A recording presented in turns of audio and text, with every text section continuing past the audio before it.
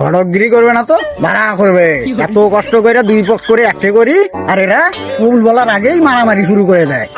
এদের জন্য তো আমিই মরলাম।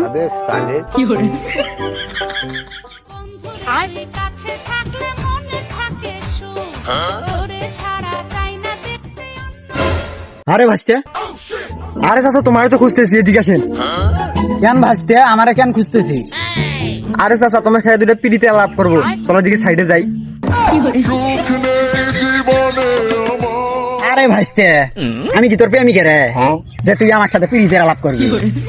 তাহলে চাচা তোমার কাজটা কি? কেন রে, তুই জানিস না আমি ঘটক, দুই ছেলে মেয়েরা হাঙ্গা করাই। আরে চাচা ওই জন্য তো তোমার নিরিবিলি লাগতাছি। তাই নাকি ভাসতে? তা বল কি বলবি? আরে চাচা আমি একটা বিয়ে করবো, একটা পাত্রী দেখি। তা ভাসতে বিয়ে করবি তো ঠিক আছে, তোর বাপ রাজি আছে? আরে চাচা আমার বাপ কোন রাজি থাকবে, বিয়ে তো আমি করবো।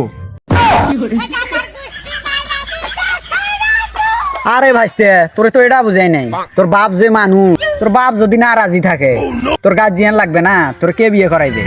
তোরে যদি বিয়ে করাই বড় একটা ঝামেলা বাঁধে দিবে। আরে চাচা ওটা নিয়ে টেনশন করেন না, বাপ যদি রাজি না থাকে তাহলে একটা ভাড়া করে নেবো বলা, তাও চলো দিকে একটা বিয়ে করা লাগবে। আরে ভাসতে তাই কখনো হয়?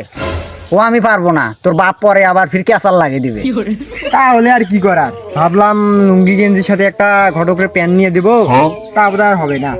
অনেকদিন থাকি তো বিয়ে শাদিও করাই নাই, পকেটে টাকা পয়সাও নাই, ভাসতে যখন বলতেছে লুঙ্গি গেঞ্জি আবার ফির প্যান্ট দেবে। আচ্ছা ভাসতে চল চল, আমার হাতে একটা মেয়ে আছে, চল দেখি, ওটা যদি পছন্দ হয় তোরে বিয়ে করাই দেবো আলা।